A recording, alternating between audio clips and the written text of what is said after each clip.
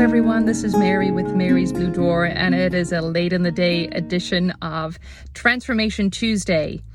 I wanted to continue our conversation on triggers from last week, and I think we finished last Tuesday talking about don't shoot the messenger.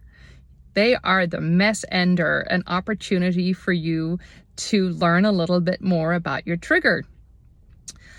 So one of the first things I like to do when I realize I've been triggered, whether it's in the moment or some point later, is I actually acknowledge, hey, I've been triggered. If I'm in the middle of a conversation with somebody, I will say, hey, hold on a sec, give me a minute, I've been triggered. If I don't realize I've been triggered until later, I come back to the person and I say, I apologize for maybe any behavior or anything I said that wasn't loving and kind after I've been triggered.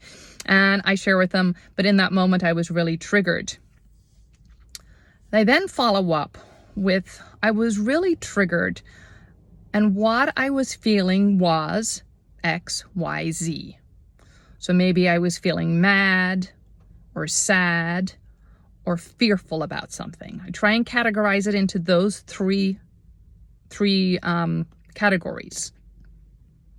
So I don't want to use accusatory words like I felt disappointed.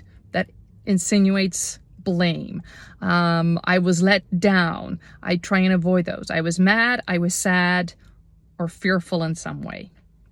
And then I continue.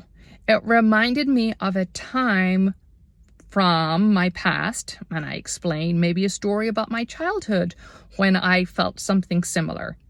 And what this does is it helps the person, the messenger, to understand that they are not to blame for me being triggered, that it is something within me. It is an old wound from the past that got activated, that got revisited. So to recap, I start and I acknowledge I'm triggered. I ask for a moment, or I come back and I apologize if I have behaved or said something unkind. I then describe what I was feeling: sad, mad, or fearful.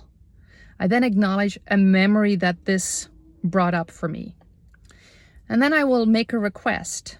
What I really wanted was for X, Y, and Z to happen, our conversation to flow like X, Y, Z. I just share whatever it is I would have hoped for in that situation.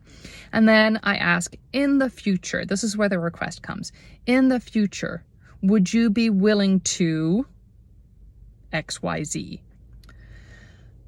And that conversation really helps to help me reflect on what the wound was. It helps the person who's the messenger to feel empowered to not be able to recreate the same situation in the future as soon as I have asked a request of them. And it also helps them not to feel threatened or blamed in any way for my response, my behavior. So hopefully that has helped. If you have any questions about this or want to dive deeper, I would recommend a book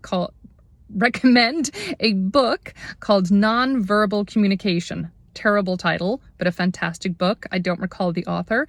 I will try and put it in the comments below when I have an opportunity to come back and revisit the comments. I will add that in there.